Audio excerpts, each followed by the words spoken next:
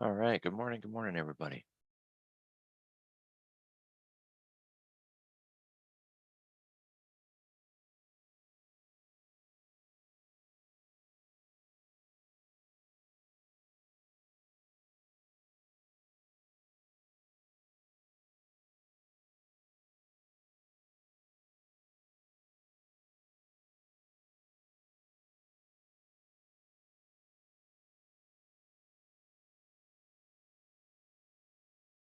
Here are the spot gamma levels, SPX and the ES, and then SPY and the Qs and the NDX and the NQ.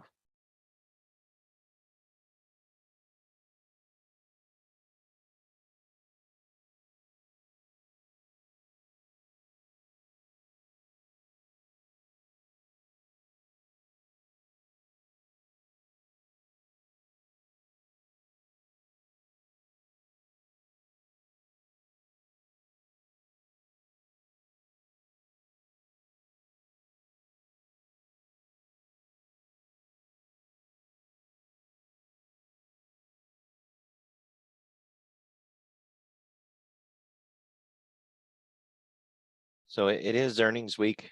It is the most busy earnings week out of the entire quarter. And that's going to be a constant steady backdrop.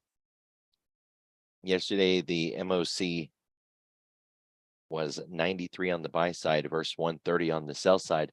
And it's a number that I look at every day, but just trying to gauge how everything is coming through. We're going to be in this quiet period too, right? We get into the FOMC quiet period. So then you got to watch that Nick Tamaros guy from the Wall Street Journal, because if the Fed has anything they want to say during that quiet period, they'll put it out through him.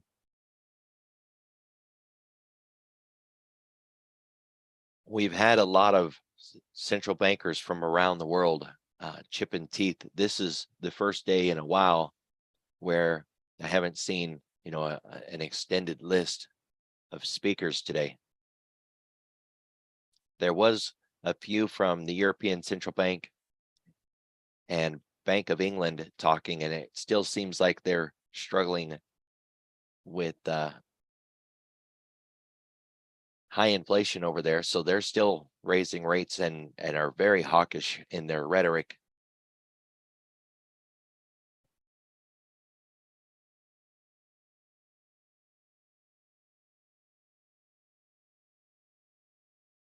When we look at what's on the agenda for today, housing is a big deal. Earnings is a big deal. And that's the two that are really kind of in focus. Neither one of those are going to be a dot plot on the Fed, right? For what they use as a decision metric.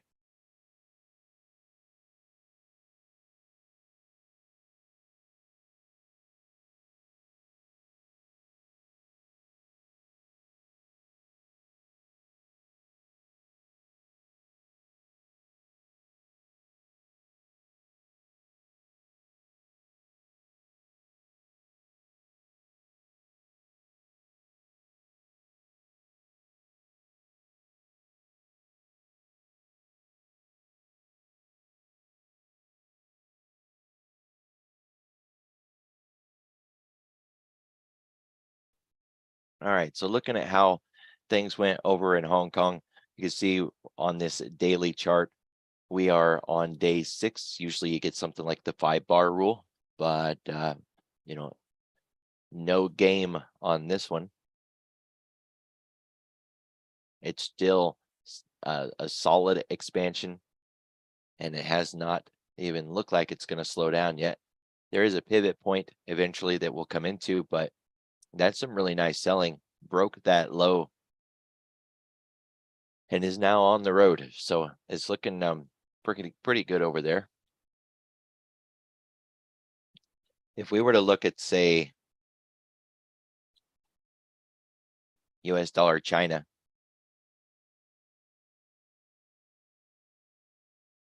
you see how we've broke that structure to the upside, and we have that resistance around 7. This is very likely going to take US dollar Japan with it. So if we get the follow through that we would anticipate, we'll see, this at least try to make it up towards that 135. US dollar Japan going up is going to put more pressure on your precious metals, silver, gold, miners. So starts here. Kind of follow up with Japan next. Inside day breakout. Gave it all back, came right back in again. Very strong liquidity or defense across those highs. And closed yet again inside. But if we were using OCR analysis instead of just your regular everyday technical analysis, OCR would point this as higher lows and a higher close. Even if we did get that rejection, right? We had higher high, higher low, higher close. So from an OCR analysis, that's still rising.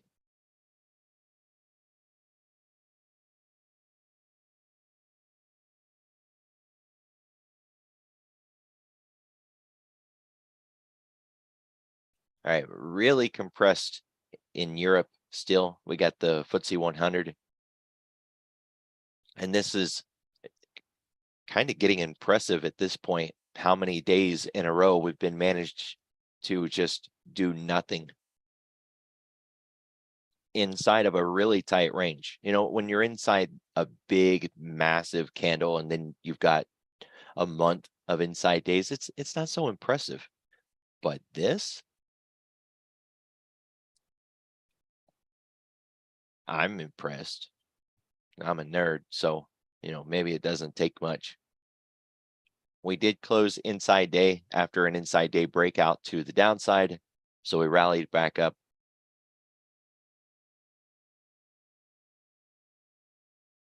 And the dollar is on the move. I mean, just tag that low into the 102.25. Maybe even down to, yeah, 101.25, excuse me, not 102.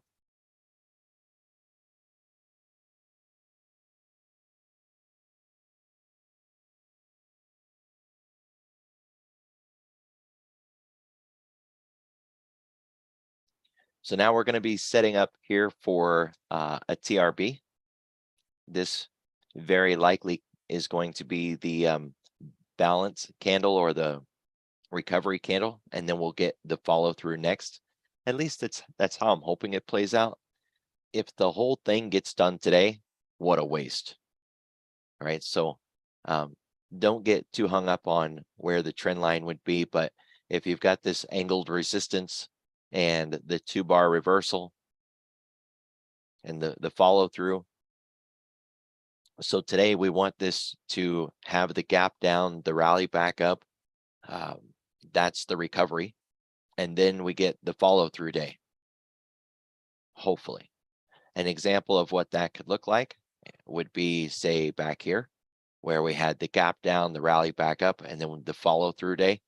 On those follow through days, and it's really just that one day that I like to focus on. You try to find high momentum plays, like intraday trades and whatever. You're looking for something that's going to freaking move. So on those follow through days, you can often get a 2 or a 3 standard deviation move, right? Just kind of look at what the average bar size has been, the average ADR, average daily range. Multiply that by 2 or 3. That's the kind of day that you can get after the recovery day. So to me, looking for momentum, especially in a day trade or a 2 or 3 day swing trade, that's a really nice play.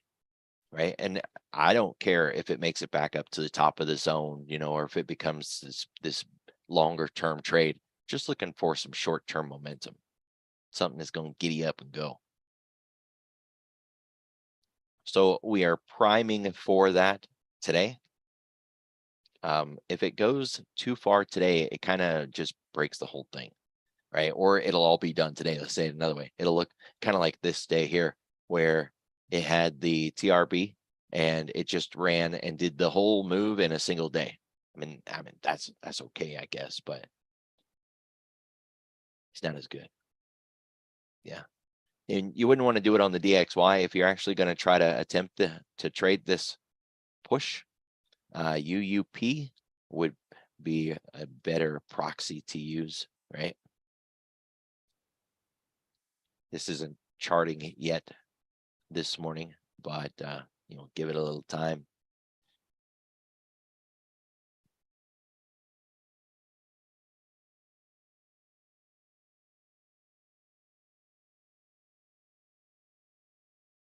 So with the dollar not being such a tick by tick influence on the market anymore, we want to kind of put it at these different levels.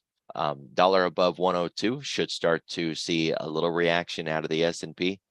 Dollar above 103, we'll absolutely see a reaction out of the S&P. So I would benchmark first at around 102, kind of focus on that as a line in the sand. We want to see if it's going to even close above that level or not,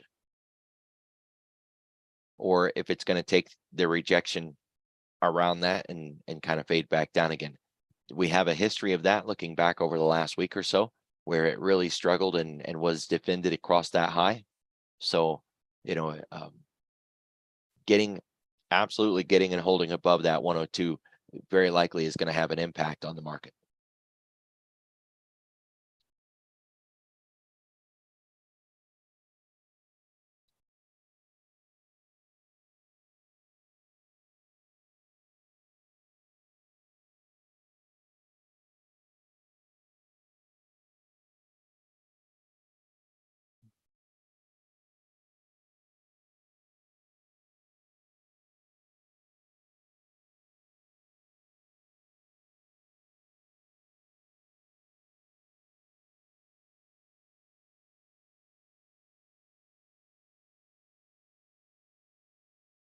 Compared with the light volume that we had yesterday, today's looking really good. We're above 100 this morning, getting closer to that 120.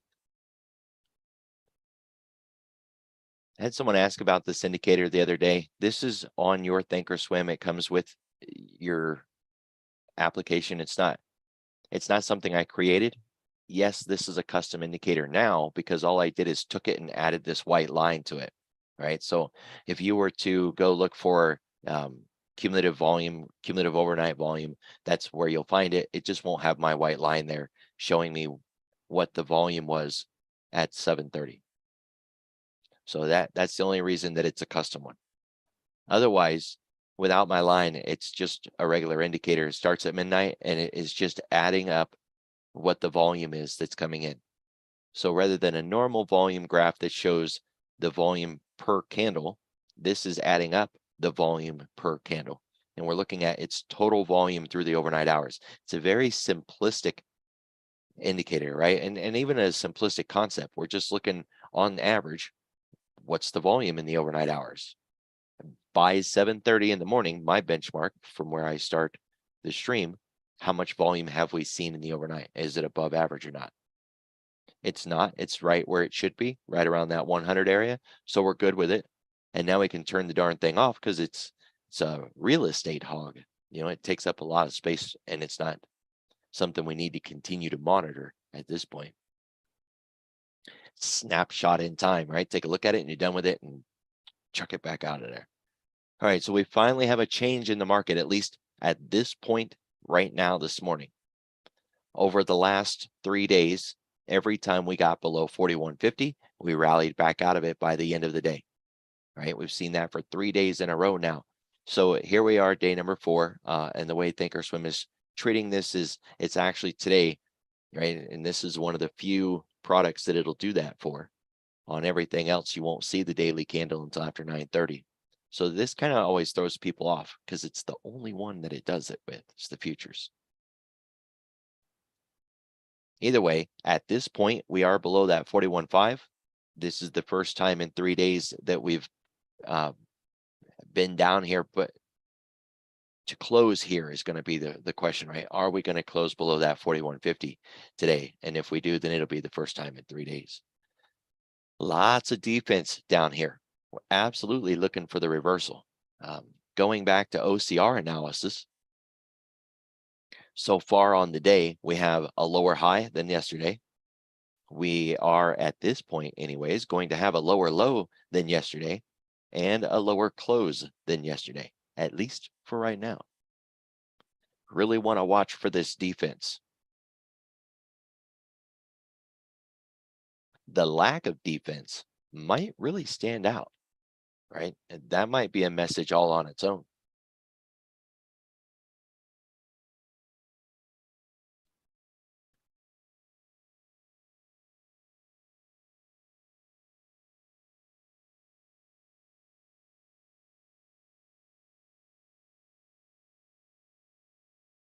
All right, we do not have an MDP. We've already hit the daily pivot.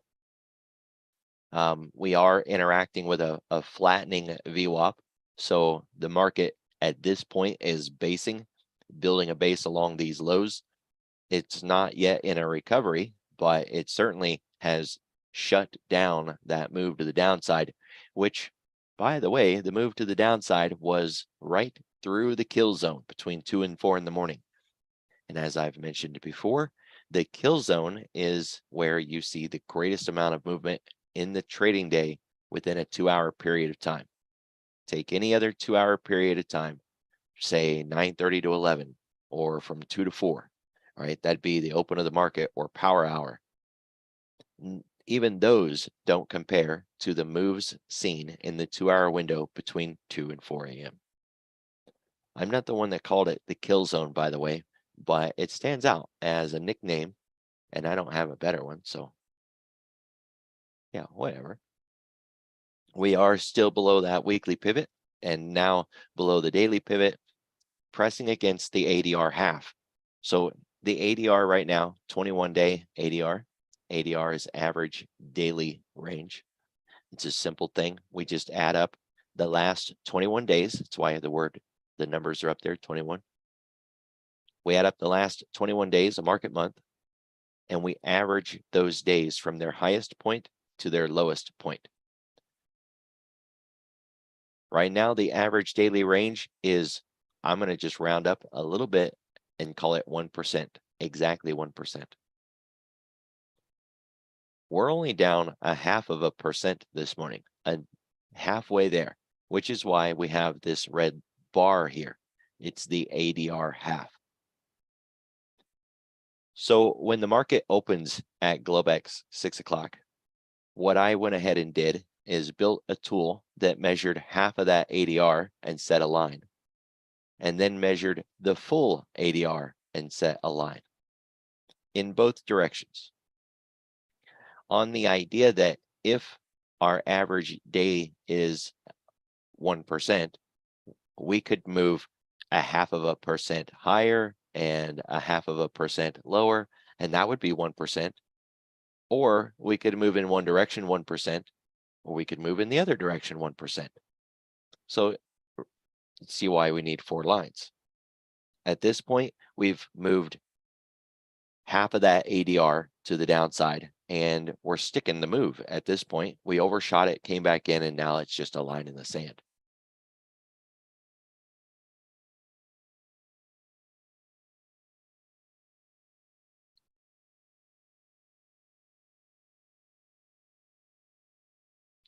$10-day, 30-minute volume profile. We are well below the point of control, and we finally broke that defensive structure. If you guys remember, for those maybe that watch every day, we were hitting this low and bouncing off of it, and there wasn't any volume print that we could find, right? It's like we weren't finding an iceberg or any trace of large defense down at this particular level. We just kept coming down, and every time we hit it, we were reverberating back in the other direction.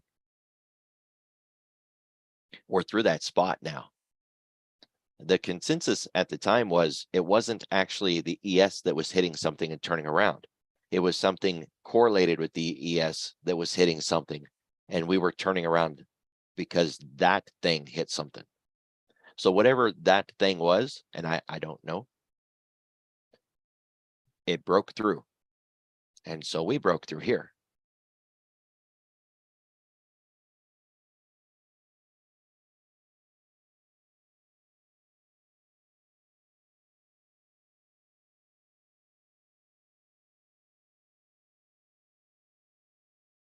We do have an angled support at this point.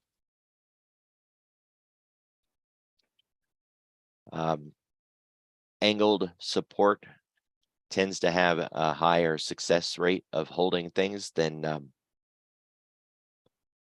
a straight line. More from the idea that if we draw a line at this pivot point and we shoot it across, the next time we come down there, liquidity is on the other side of it. So we overshoot into the liquidity. And then we draw a line at that point and we overshoot it a little bit more because, well, liquidity resides on the other side. So we go through it again. And then we draw a line at that one and we overshoot it again, right? Kind of get the idea. So it tends to create more of an angled support and an angled resistance, depending on, which side of the lines you're drawing it on. And that would make more sense anyways.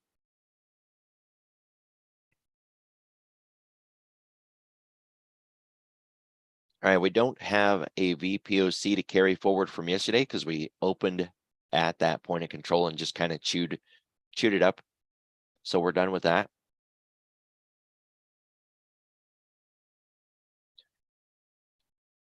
We do have a VPOC right around that 4100, but it's a long ways off. And we have one overhead at 4180, but again, a long ways off. So, could we get to one of these? Yeah, but I'm not seeing that it's likely. At this point, we've got most of the volume with us right where we are.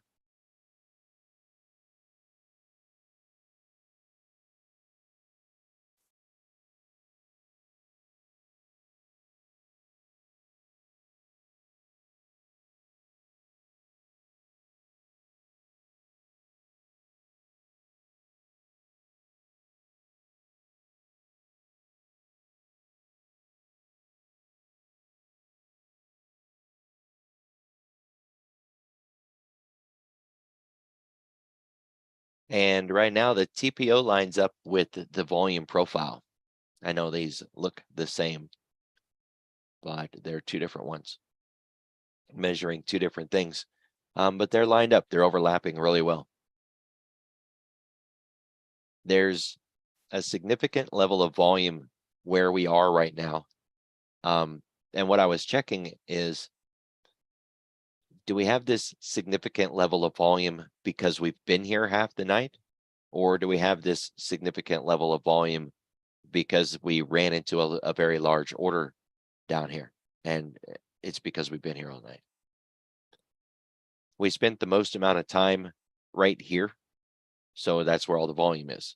We spent the second most amount of time up here at the Globex zone.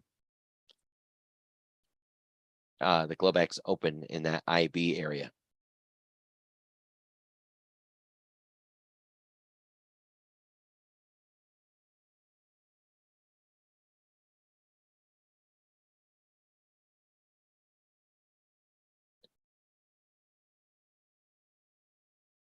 We are now underneath the 10-day moving average, but only slightly. So we're a 1/4% away.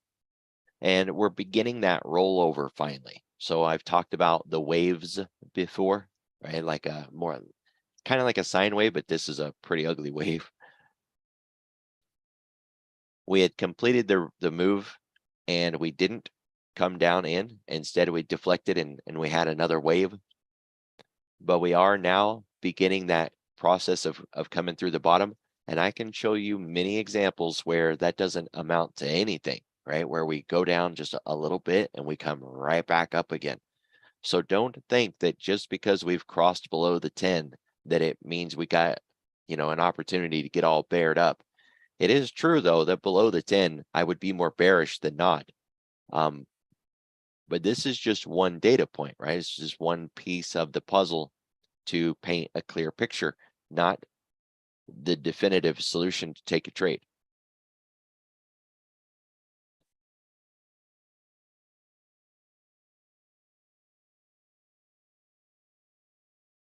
We are still 1% above the 10-week, and the 10-week is way more powerful for taking swing trades. Below the 10-week, you could be more bared up, absolutely.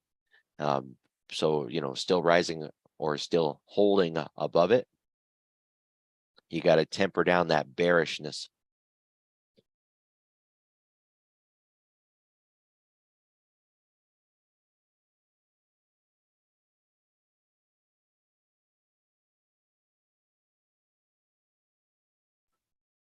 Sorry if I sound funny, struggling to get over something.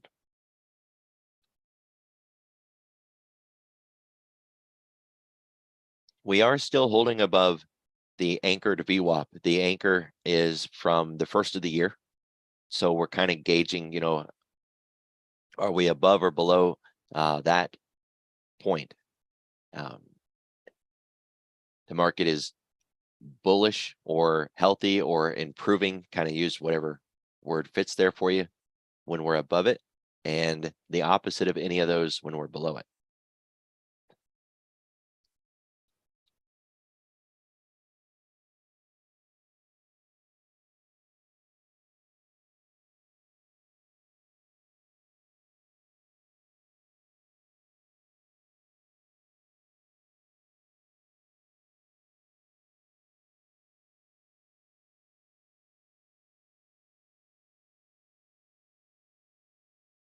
So yesterday was kind of interesting with that recovery move that we saw in the market. It most definitely wasn't from the financials, right? We can see how they continued even in the pre-market this morning to drop down even more and struggle along those lows. Now the NY Fang doesn't work until 9:30, like banker's hours. This thing just isn't going to show us anything at all until then. You can make your own little homemade version, or you can just kind of eyeball, what the Fang names are doing and if they're down in a group or not.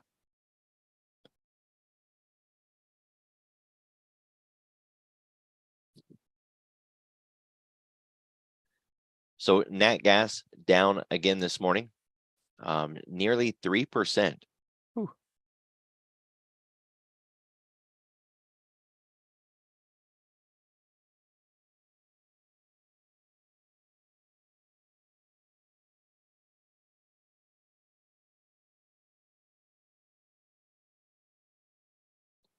All right, emerging markets, gold, semiconductors, energy, finance. It seems to pretty much be across the board. Bonds are up this morning. The dollar, the VIX.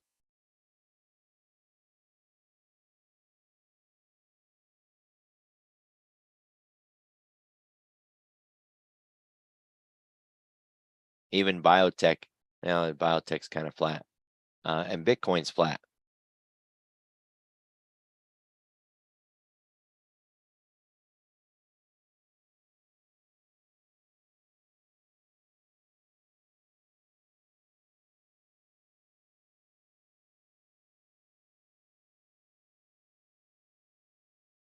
So with all of these really great, highly liquid names having earnings, it kind of takes away the things that I would want to trade just because our approach to it isn't there, right? There's a certain amount of time that I want to use for my options, and during earnings, something like Apple, I would have to go far enough past earnings to find options that are tradable for a short duration trade. The date that I have to use doesn't fit my short duration trade mechanics. So a lot of these names just aren't tradable for me until they get on the other side of earnings, because we're too close at this point. But if you're holding a lot of these names, really consider what a significant move would be against you, not just for you, right? Which is where a lot of people look at, oh, how much could I make if I trade that? But really consider how much could you lose if you trade that, or if you're still holding it. Just to get a gauge for how much one of these products can move over the next few days. Most brokers have this. If they do options at all, they'll have something like this. It may not be in the same spot, but it's going to be right up there. So on one side where it has the percentage, that's your IV average within that options date, right? So for April 28 expiration, we're looking at a 27.3 implied volatility average. Now, that's kind of a geeky thing, and it might not hold much weight for you. But on the other side of that number is a dollar value, 3.45. It's $3.45. And what this is saying is that Apple could move $3.45 45 cents lower between now and April 28, 3 days away from its current location going into the close last night. And we're down from that, right? We closed it at 165.33, and we are right now at 164.94. So we're down just a little bit from that anyways. But there's your plus and minus. 3.5 and 3.5 is $7. Apple could move $7 in the next 3 days, higher or lower, or both, oddly enough, plus some, because we don't even have the market maker move yet.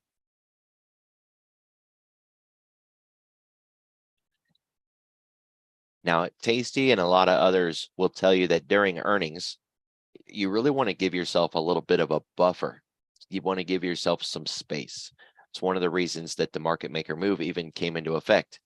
That's something that Tom and his boys came up with when they were building this Thinkorswim platform. So take that number, if you want to know what your pain could really look like, and double it. One of the guys that used to work for Tom Sosnoff, his name is Don, and Don will tell you to double that number and really ask yourself if you're comfortable with it. You comfortable with Apple moving $14? And if you think I'm reaching, just look at how many times Apple or Netflix or any of those others have more than doubled their expected move on an earnings. It's not overreaching, right? That'll kind of give you a feel for your max pain.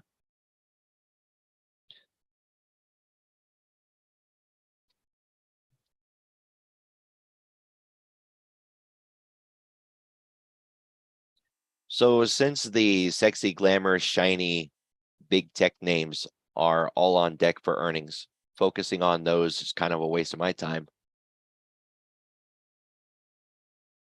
Financials are, for the most part, past, at least the ones that are liquid enough that we could trade with options.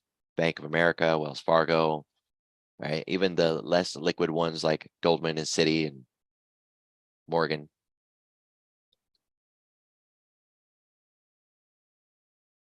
So we had a stalled recovery here, and we're starting to build a base on Bank of America. This is one of those cheaper products, right? Right around $30. Generally liquid options, cheap company. You can mix the stock and the options since it's so cheap, kind of give yourself a little bit of a leg up. So we were setting up for a TRB. Now we're just basing after yesterday's indecision spin. So we're looking for an expansion today here. An expansion to the downside, which is what we're getting right now because we're down to 29.5. Offers us a chance of breaking out of this zone, at which point we want to focus on closing the gap from that earnings. So right now we have an island and we're looking for an island reversal. It's where we gap up, we build a base like an island, and then we gap back down. There's a little more of a popular strategy called Gilligan's Island. I know, man, I don't make this stuff up.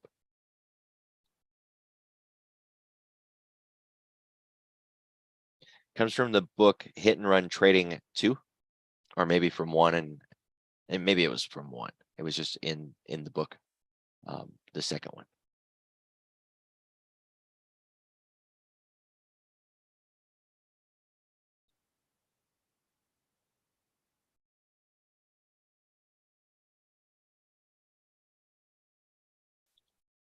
I was looking for Gilligan's Island sell setup, not buy setup, but I think the buy setup, we could just flip the thing over and use all the metrics in reverse.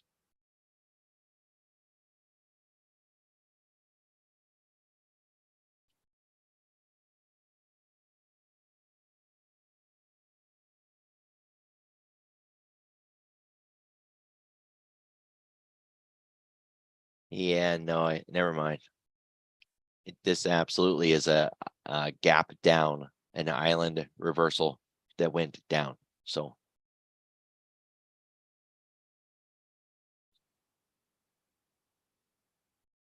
never mind.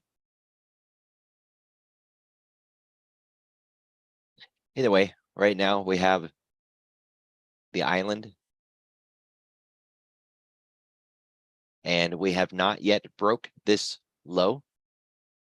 So we want to break 29.26 and then focus on getting that gap filled. Now, there's two ways this could play out, especially today.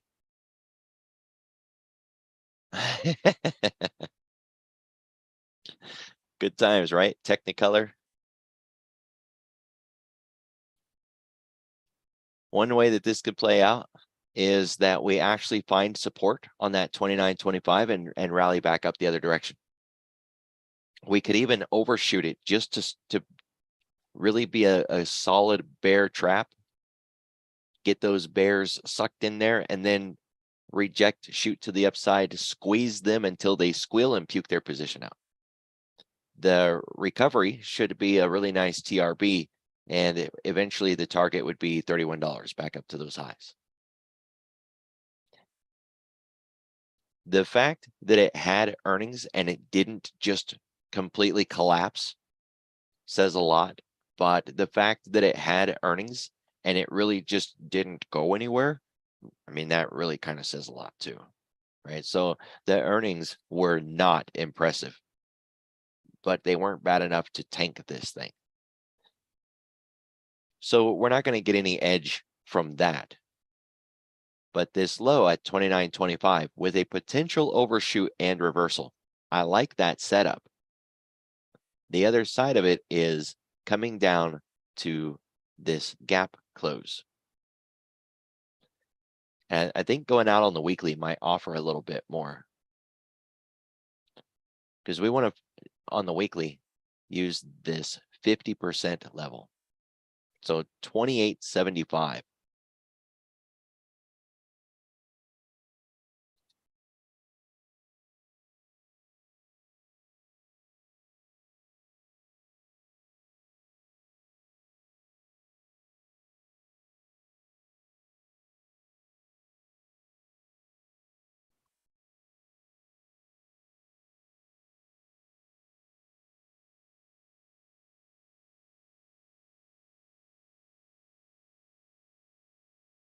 Not only is that 50% of the previous week, I would say that would be your first target if we did start to break down. And then the other one would be getting back inside of this 411 candle and getting that gap closed. Now, some analysts will say anywhere inside of this candle would count as a gap close. So if price comes down and just touches it, they'll say it's closed. I disagree. They're not wrong and I'm not wrong. They're not right, I'm not right. It's just a difference of opinion. To me, the gap is closed when we get back to the close of that candle. Until then, it's just because we get into that candle doesn't count. So Bank of America is one worth watching today. I like the options on this. It was a go-to of mine last year a lot.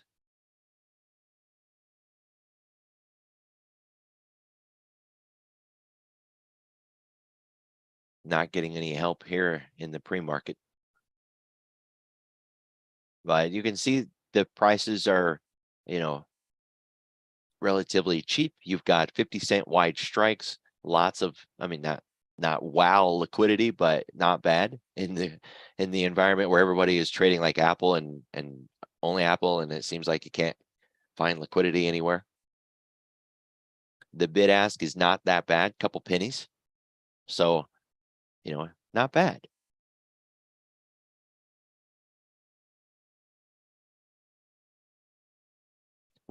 If you're looking to trade any of these financials, Bank of America, JP Morgan, Wells Fargo, they tend to work in a group. So watching the three of them is often more beneficial than just watching the one, especially if you're trading in it. Of course, this doesn't always line up well when it comes to earnings, right? And they kind of do their own thing for a few days with earnings, and we have to get past that. And then they'll start to calm down and stabilize again. So here's the XLF. And as a group, JP Morgan, Bank of America, and Wells Fargo tend to do the same thing, all three, kind of like cousins. Then you got the other group, Citi, Goldman, and Morgan, and they tend to do their own thing in a group.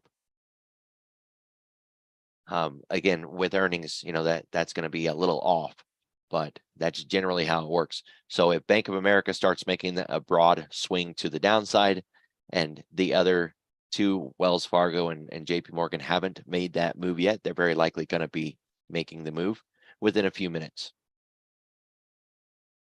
One begins to recover and rally back up, the other two will likely follow within a few minutes.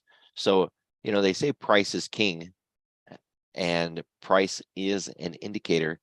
Then looking at prices on multiple products is the best indicator you could ever put on the charts. I say it all the time. If you're going to trade a semiconductor, AMD, NVIDIA, look at other semiconductors. You're going to trade a bank, look at other banks. It'll help, right?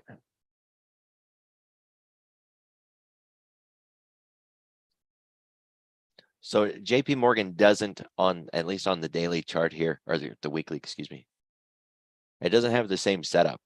Sure, it's an island, but this is completely different, right? It's like a runaway market that is now flagging. So I don't look at this and see an island. I look at it more of as a flag, and a very overextended market considering where it was before that earnings.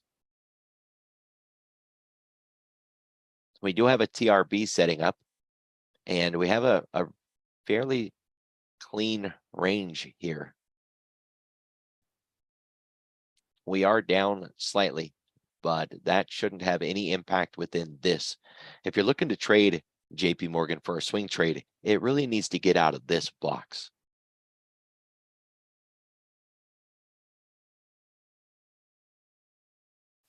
For a day trade today, breaking down outside of yesterday's low isn't bad. We've already done that now in the pre-market, but there's really not a whole lot of room to the bottom of this candle. Call it 139. That'll put you, to the bottom of this candle.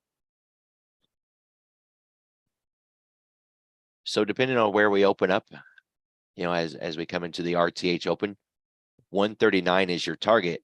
If we're already sitting at, 139.38, which is where we can see on the bid up here, if we're already that close to 139, you don't have a lot of left, right? There's not really much left there for the move. So maybe pick a different product.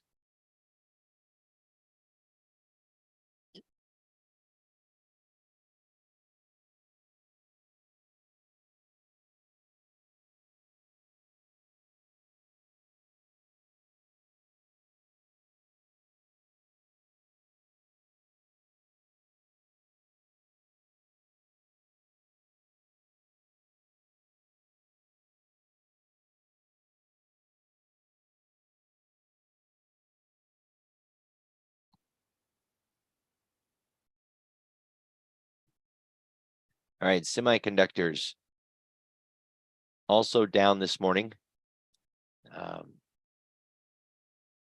Looking at an inside day breakout to the downside. If we consider what's down here, I mean, not much, yeah. We're back inside of this box.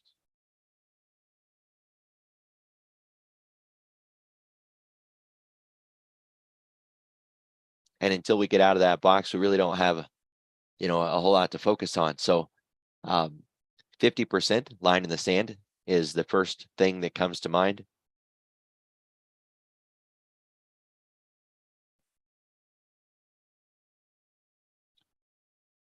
$240, call it 244, just for some easy numbers.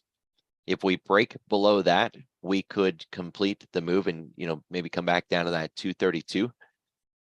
But overall, semiconductors are still really strong. So we're not talking swing trade stuff, right? We're still only talking about short duration, short trades into a new level of support and then expecting another rally. Now, having said that, we have broke this trend line. So weekly trend line.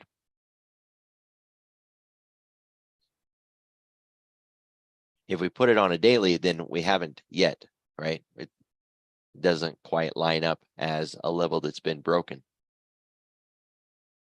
So look for a recovery today. These have continued to impress. Everybody continues to say, how overbought they are, and it's a crowded trade, and it's done, and yet they just keep going, and they just keep going. Probably because every freaking thing out there runs on some form of semiconductor or computing power.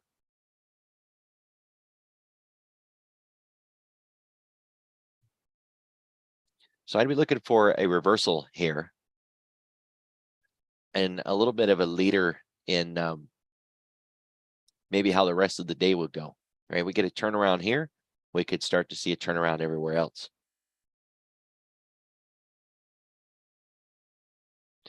When I was going through the news, there really wasn't anything that stood out, right? Where was the wow that really kind of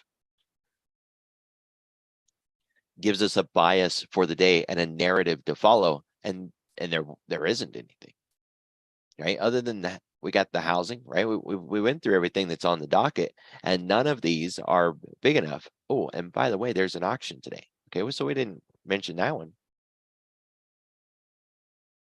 We got auctions.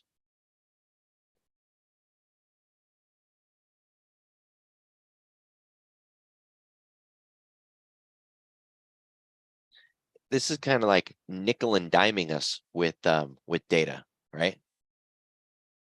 And they're not big data points, but they add up cumulatively. So 11 o'clock, we got really close on the front end 4-week, and then at 1 o'clock, the 2-year.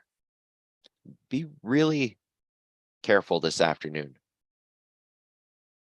Those auctions can be a game changer on the entire afternoon.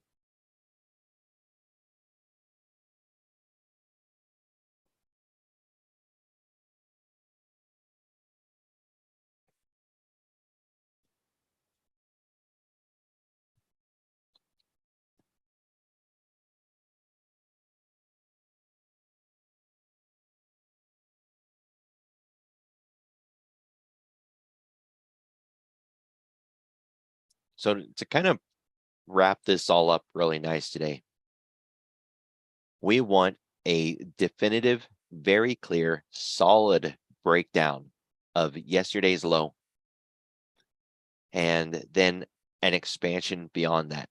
We're looking at the NASDAQ right now on the futures.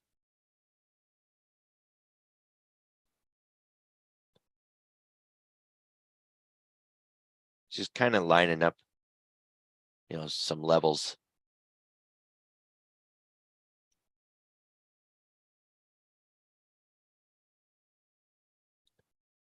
$12,925 would be, your first target to a downside move.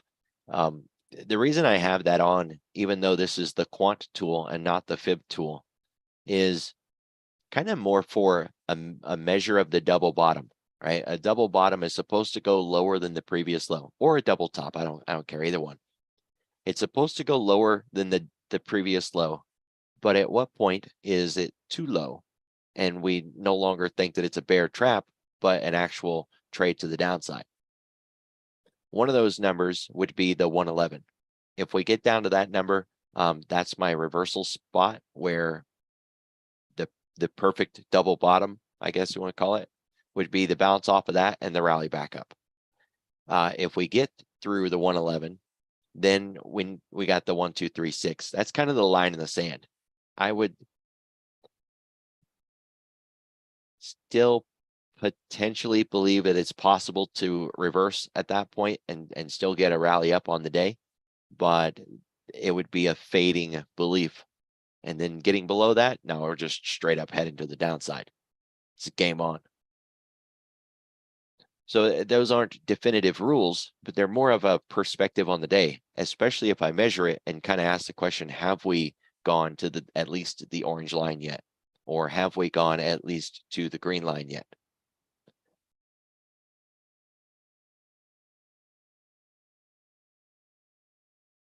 Just to kind of give you an example, we had this same thing happening yesterday, right? So yesterday we had a double bottom setting up.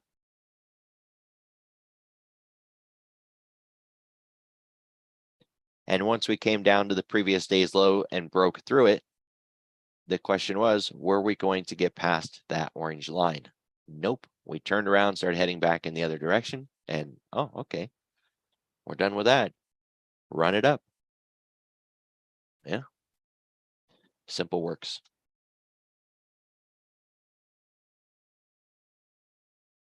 So we're back in the same situation again today at this point. The bottom held for now, but we still have to get through the open and absorb all of the news from the overnight hours, especially all the negativity and hawkish rhetoric coming out of London. So, let's see how we come into the open, maybe challenge this low again, and then look for a recovery.